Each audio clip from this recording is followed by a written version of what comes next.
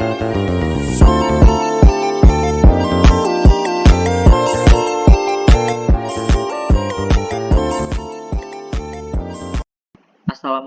warahmatullahi wabarakatuh. Halo semuanya, kenalin nama aku Reva Ardika. Biasa dipanggil Koko, aku dari Prodi Manajemen Keuangan Negara. Dalam video ini, aku bakal ngelanjutin pembahasan mengenai pertemuan kedua mata kuliah Manajemen Keuangan. Kalau di sini video yang ini tuh lebih fokusnya ke perhitungan di Excel-nya ya, teman-teman. Oke, tanpa berlama-lama, simak yuk. Gitu. Nah, di sini aku udah masukin angka-angkanya gitu ya. Angka-angka di perusahaan Bayan atau PT Bayan Resources. PT Bayan ini bergerak dalam bidang pertambangan. Nah, jadi akun-akun yang ada di sini itu enggak semuanya yang ada di income statement harus dimasukin.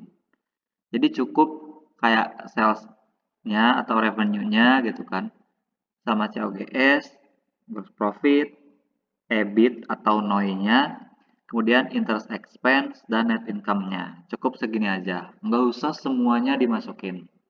Karena untuk menghemat waktu dan ya yang kita butuhin aja lah yang dimasukin angka-angkanya. Nah, kemudian juga di laporan posisi keuangan atau balance sheet, itu kita cuman ngemasukin ini aja. Cuma AR atau account receivable, kemudian inventory, current asset, fixed asset, total asset, current liabilities, total liabilities-nya, dan total equity-nya. Gitu. Jadi enggak perlu yang seabrek-abrek semuanya dimasukin, enggak perlu. Jadi kita cukup masukin yang akan kita analisis dan kita hitung saja. Nah, ini yang other itu terkadang ya, market price per share, earning per share, sama book value per share itu tidak tercantum atau enggak ada antara di income statement maupun di balance sheet itu. Jadi mungkin ada di catatan atas laporan keuangan mungkin gitu biasanya.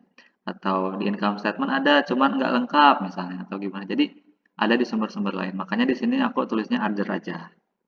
Itu. Nah, perlu diperhatikan juga mengenai nanti hasilnya nih, satuan hasilnya. Yang hasil akhirnya gitu ya. Di sini tuh kan ada times. Berarti ini contoh nih 1,64 tahun keempat current rasionya. Ini berarti 1,64 kali gitu yang times ini. Terus yang days berarti ini hari.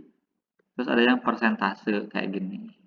Jadi untuk satuannya itu nanti resultnya hasilnya itu ada yang berupa times, days, dan persentase kayak gitu.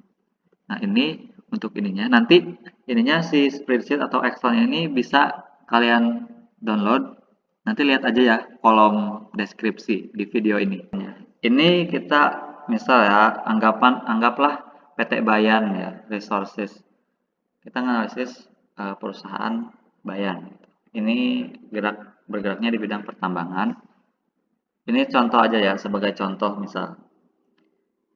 Nah, di sini aku udah masukin angka-angkanya gitu ya dari income statement, balance sheet, dan others. Nah, others ini tuh oke misal market price per share atau earning per share kadang itu dia dicantumin di income statement, kadang enggak gitu. Kadang di sumber yang lain gitu adanya namanya. Makanya di sini judulnya aku namain aja others gitu.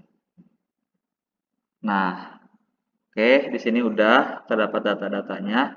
Kita lihat ke hasilnya gitu. Karena ya ini udah by rumus ya, udah dipasang rumus. Nah, rumusnya ini nih. Yang di sini. Oke, di sini di tahun pertama, di tahun ke-1 itu hasil current ratio-nya adalah 9,32. Oke. 9,32 dapat dari mana? Oke, double klik dulu. C17 dibagi C20. Mana? C17 ini kan current asset, benar dibagi current liabilities. Oke, sesuai ya sama yang telah dibahas tadi di teorinya. Hasilnya adalah 9,32. Gitu. Nah, jadi bermakna bahwa si total current asset atau harta lancar ini itu 9,32 kali lebih banyak dibandingkan dengan current liabilities-nya. Gitu. Jadi pembandingnya apa? Kalau ini kan pembandingnya antara current asset dengan current liabilities. Nah, seperti itu. Nah, ini kalau kita lihat gitu ya di sini si current ratio-nya ini dari tahun 1 sampai tahun keempat dia cenderung turun. Padahal kalau di teori itu semakin naik nilainya semakin bagus. Berarti untuk current ratio si perusahaan Bayan ini kurang bagus ya. Jadi kurang baik kalau di current ratio. Oke, kita lihat di acid test ratio juga pembandingan. Oke, cara ngitungnya gimana?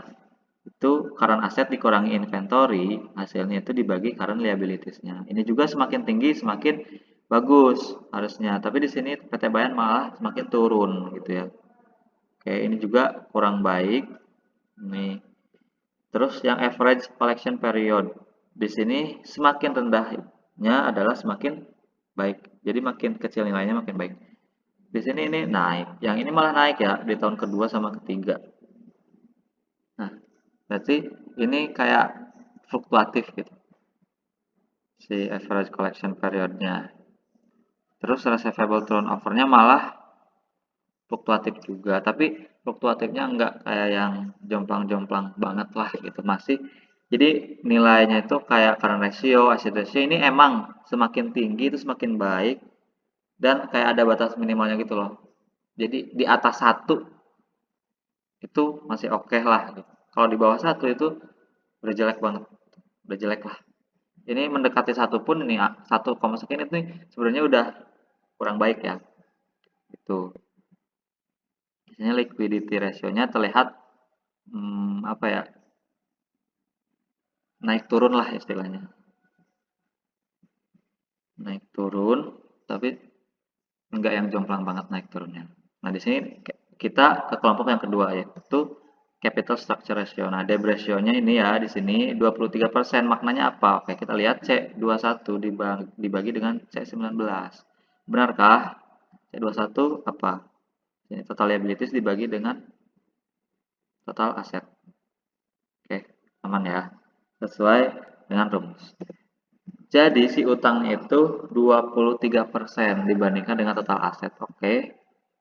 Cukup terjaga gitu ya. 23 ke 25 ke 26 ke 34. Ini emang cenderung meningkat tapi kayak masih dalam batas wajar gitu.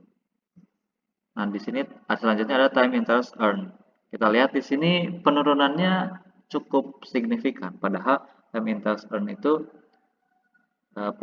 perbandingan antara EBIT dengan si beban bunganya. Nah, ini semakin tinggi, semakin bagus. Ini kenapa nurun? Berarti dari tahun ke tahun si beban bunganya atau interest expense-nya itu semakin gede. Jadi ini yang time interest earn-nya kurang baik ya. Kayak di capital structure ratio juga dia ada sedikit apa ya, naik turun gitu. Nah, kemudian di aset manajemen efisiensi ratio-nya ini total turnover-nya, total asetnya itu kurang baik ya kalau dikatakan. Jadi turun dan dia malah kurang dari 1. Ini jelek. Fixed asset turnover-nya ini oke lah gitu. Tahun kedua tiga turun, cuma tahun keempatnya naik banget, lumayan. Oke, ini fluktuatif sih naik turun gitu. Nah, kita lihat di yang kelompok keempat ya, profitability ratio. Oke, misal langsung ke net profit margin. Net profit margin itu perbandingan antara net income dengan sales. Nah, 36, 38, 26, 27, oke. Lumayan lah ya, walaupun di tahun kedua turun dan tahun 3-4-nya itu tahun keduanya naik dan tahun ketiga empatnya turun. Itu bisa dianalisis. Di sini ada kenaikan dan penurunan, itu hal yang biasa. Tapi kita di sini ini fundamental kan ya, kelompok dari kelompok 1 liquidity ratio sampai ke kelompok 4 itu profitability ratio. Ini kan fundamental. Nggak bisa dibilang bagus banget, tapi cukup sustain lah gitu. Kalau misalnya di ini apa namanya, substansi si fundamental kondisi perusahaannya. Terus kita lihat nih, gitu ya, price earning ratio-nya berapa kali. Price earning ratio itu kan perbandingan antara harga pasar saham dengan si IPS-nya atau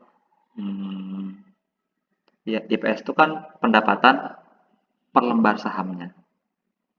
Gitu. Nah, ini ada tahun kedua, tahun ketiga itu penurunan, tahun keempat itu lumayan naik lagi.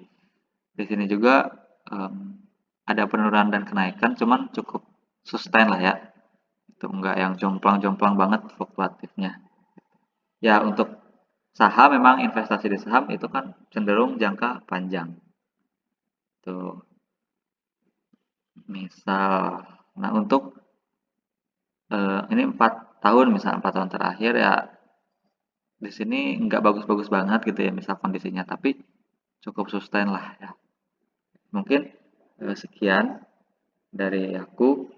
Terima kasih atas perhatiannya. Sampai jumpa di video-video selanjutnya. Wassalamualaikum warahmatullahi wabarakatuh.